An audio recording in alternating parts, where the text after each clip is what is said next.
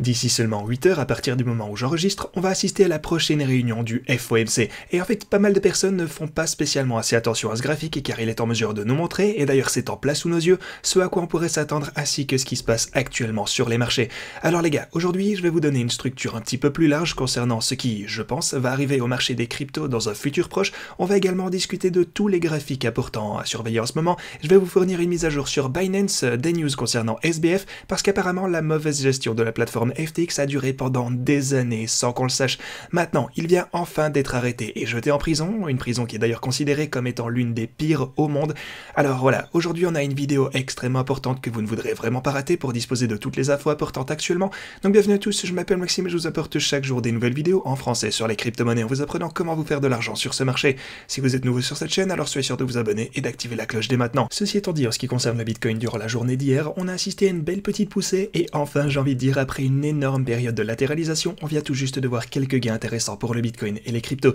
Et les gars, regardez-moi ça, on est monté jusqu'à mon prochain niveau de résistance, je vous en avais parlé assez bien dernièrement, le fait que si on devait voir une grosse poussée pour le Bitcoin, eh bien ceci était un point logique pour que le prix puisse s'arrêter et disons tout du moins prendre une petite pause avant la suite. Donc pour ceux d'entre vous qui prêtez attention à ce niveau ici aux alentours des 18 000 $, n'hésitez pas à me faire savoir dans la section commentaires si vous avez pu réaliser un trade basé sur ceci ou non. Mais maintenant qu'on a atteint ce niveau, eh bien honnêtement ceci me semble toujours relativement bullish, donc maintenant on pourrait peut-être monter plus haut. Maintenant on va voir un événement important plus tard dans la journée qui va être super décisif, il faut donc qu'on garde tout ceci à l'esprit, mais juste à partir de ce que je vois sur les graphiques, eh bien ici on semble pas trop mal parti sur l'intervalle journalier honnêtement. On a augmenté, on a eu une pause ici à la résistance, mais on a une nouvelle chandelle verte supérieure à la clôture de la chandelle précédente, ce qui est un signe haussier. On trade donc au moins au niveau supérieur à cette clôture, c'est cool, on voit pas encore de signe de retracement, mais comme je l'ai dit, tout va simplement dépendre du meeting ou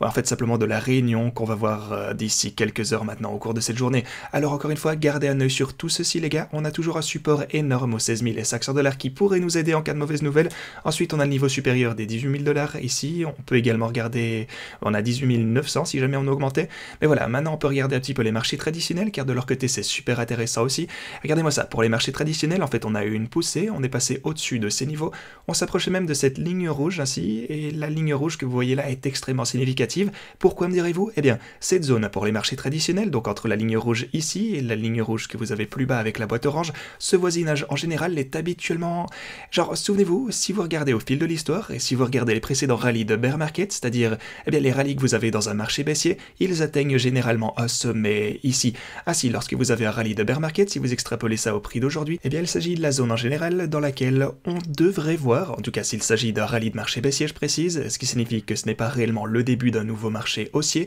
donc s'il ne s'agit que d'un rallye de bear market, eh bien il s'agit du niveau qui devrait logiquement, ou en regardant à travers l'histoire en fait, c'est là qu'on devrait s'arrêter et recommencer à se renverser. Vous pouvez donc voir que ouais, on s'est approché très près de cette ligne rouge ici, mais on n'est pas allé jusqu'au bout. Au lieu de ça, on commence à redescendre ici pour les marchés traditionnels. Donc voilà, un petit exemple. Maintenant, une chose importante enfin sur les graphiques dont je voudrais vous parler, c'est que le DXY de son côté, tout comme vous l'avez vu dans mes dernières vidéos, souvenez-vous que je vous ai parlé de cette boîte orange extrêmement significative avec la ligne rouge ici et comment je pensais simplement que l'indice du dollar devrait continuer à baisser dans les mois à venir. Je pense toujours qu'on va continuer cette tendance, attention, mais je vous parlais du fait qu'on pourrait trouver des poussées temporaires ici en arrivant aux alentours de cette boîte orange, simplement parce qu'il s'agit d'un énorme support. C'est à peu près ce qu'on a vu en fait dernièrement, vous avez vu qu'ici on a eu une poussée temporaire pour le DXY, ce qui signifie que le dollar est remonté, faisant chuter temporairement les marchés traditionnels ainsi que les crypto-monnaies. Maintenant vous voyez qu'on redescend bien sûr et c'est beaucoup plus faible que la fois précédente où on a atteint ce niveau parce qu'on l'a déjà touché auparavant. Alors on garde un œil sur ça, on pourrait voir un autre rebond ici pour le DXY, on n'exclut pas ça, mais on finira par revoir une cassure à partir de ce niveau, j'en suis convaincu, ce qui est une très bonne chose pour les marchés des cryptos et traditionnels si c'est ce qui vous intéresse. Ok, parlons maintenant finalement de Binance, parlons de SBF, toutes les news croustillantes, parlons de tout ce qui se passe dans l'espace crypto. Rappel rapide avant, vous pouvez toujours vous inscrire aux meilleurs exchanges dispo en description, vous obtiendrez jusque 10 000 $ ici sur OKEx, ainsi que jusque 30 000 $ sur Bybit, alors n'hésitez pas à profiter de toutes ces offres au plus vite disponibles en description. Mais parlons de Binance, hier ils ont vu un retrait net de 1,14 milliard de dollars, c'est juste dingue. Mais selon eux, ils ont déjà vu ça, certains jours on a un retrait net, certains jours on a des dépôts nets, ils disent que c'est donc un jour comme les autres pour eux. Regardez ici, je pense en fait que c'est une bonne idée de tester intensivement les retraits sur chaque plateforme centralisée sur une base rotative, nous dit CZ qui visiblement reste toujours assez calme ici, rien de louche ne se passe avec Binance, en tout cas c'est ce qu'on aurait tendance à croire. C'est rassurant tant tant que crypto, ou plutôt en tant que membre de la communauté crypto, forcément je ne veux pas que Binance ne fasse quoi que ce soit de louche, bien entendu vu qu'ils sont le plus grand exchange qui reste et qui soit. Donc voilà, c'est rassurant, mais on ne s'endort pas pour autant, on garde toujours une trace de ce qui se passe ici, il semble toujours traiter tous les retraits, tout semble toujours parfaitement correct, donc c'est cool, espérons que ça continue comme ceci, les cryptos n'ont vraiment pas besoin d'un nouvel événement comme ça. Comme je l'ai dit hier, je pense pas que Binance soit en difficulté, mais comme toujours, je vous tiendrai au courant de cette situation en espérant que ça tourne pour le mieux. Une chose sur laquelle on doit encore garder nos yeux, par contre, c'est l'enquête criminelle dont je vous ai parlé dans la vidéo d'hier. On va devoir voir si les États-Unis vont poursuivre cette enquête criminelle et si elles comptent réellement accuser Binance pour fraude, ainsi que les accuser de blanchiment d'argent, etc. On verra ce qui leur sortira, mais ce ne serait vraiment pas top pour Binance et les cryptos en général. Sinon, si SBF devait être reconnu coupable de toutes les accusations à son encontre, ça pourrait s'accumuler jusqu'à passer 115 années en prison. Et voilà le truc, SBF s'est vu refuser hier la libération sous caution en raison d'un risque de fuite, visiblement. Il passera donc la plupart de son temps en ce moment dans une prison qui n'est d'ailleurs apparemment pas digne de l'humanité comme vous le voyez ici. Cette prison est l'une des pires du monde, elle est infestée de rats et d'asticots. Mais voyons ça ensemble, parce que ouais, ça a vraiment pas l'air d'être super confort honnêtement, je pense pas qu'il y aura des jeux vidéo là-bas, mais comme je l'ai dit, apparemment c'est l'une des pires prisons au monde ici, on a les images réelles d'ailleurs de Sam qui est en train d'y être transporté, donc voilà, on s'imagine bien que ça doit être extrêmement différent du penthouse des Bahamas dans lequel il passait la plupart de son temps il y a à peine 24 heures environ. Alors voilà, bien entendu, c'est un changement énorme en termes de qualité de vie, si je peux dire ça comme ça, mais voilà, on va se pencher un petit peu maintenant sur tous les détails, parce qu'ici, vous pouvez voir d'ailleurs quelques-unes des photos et même des vidéos de lui en train d'être transporté vers cette fameuse prison, donc voilà, finalement, peut-être qu'on pourra obtenir, ou disons plutôt, espérant que l'espace crypto, les victimes même de l'espace crypto qui ont utilisé FTX et qui ont subi les conséquences d'Alameda Research pourront enfin obtenir une sorte de justice, bien que par contre le PDG actuel de FTX ait déclaré que les clients de la plateforme ne pourront probablement pas retirer leurs fonds de sitôt, ils ne pourront pas récupérer les fonds que SBF a perdus lui-même en fait. Mais voilà, au moins on aura un peu plus de détails, peut-être que les gens auront des réponses à leurs questions, c'est déjà un bon début. Et encore d'autres éléments en plus, il s'avère que le mélange de pratiques de gestion et de gestion de risque médiocre ou inexistante, ainsi que le désarroi général sur FTX a duré pendant des années. C'était donc une arnaque depuis le départ les gars. En gros, cela dure depuis plusieurs années lorsqu'ils rachetaient carrément des entreprises, alors qu'ils payaient les politiciens, des personnalités, etc. Eh bien, ils le faisaient avec les fonds des clients de la plateforme FTX, ce qui est absolument dégoûtant. Mais bref, on va passer à autre chose maintenant, on peut continuer, on pourrait parler rapidement par exemple du CME qui sortira plus tard, eh bien au cours de cette journée, avec cette réunion qui risque d'être extrêmement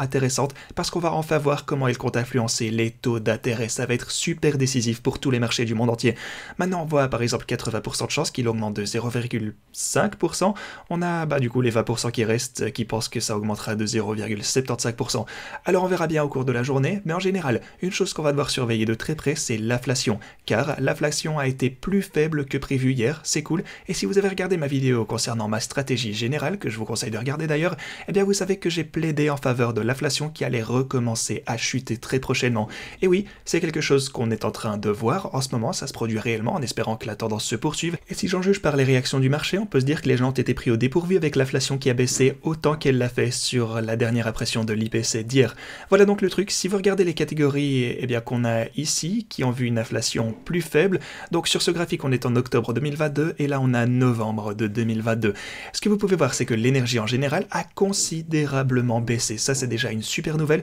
ce sont les chiffres qui sont sortis hier, je vous le rappelle en bleu, et donc ce qui signifie une déflation ou une inflation plus faible. Si au contraire c'est rouge, rougeâtre, etc., eh bien alors là vous savez qu'on a encore une inflation croissante. Ce qu'on peut constater alors c'est que le logement en général continue d'avoir une certaine inflation, mais au contraire l'énergie, ce qui est surtout le principal en ce moment, les voitures d'occasion et les différents biens de consommation des clients, eux, connaissent une déflation massive en ce moment, ou du moins, disons, n'ont pas autant d'inflation que le mois précédent, ce qui, en termes général, est une excellente nouvelle. Ainsi, la nourriture, elle, est toujours inflationniste, ok, les fruits et légumes en particulier connaissent toujours une certaine inflation, pas top, mais voilà, en général, on constate que l'inflation commence à voir son sommet et même commence à se renverser, ce qui est vraiment cool. Je crois que c'est quelque chose qui va continuer à être le cas, évidemment. Si vous voulez d'ailleurs en savoir plus sur ce sujet, assurez-vous de regarder ma vidéo de stratégie, je la mettrai en lien en haut de la description. Alors voilà, soyez prêts pour le grand mouvement potentiel d'aujourd'hui, préparez-vous pour l'IPC, l'IPC c'était hier en fait évidemment, mais préparez-vous plutôt pour la décision sur les taux d'intérêt qui sera publiée aujourd'hui,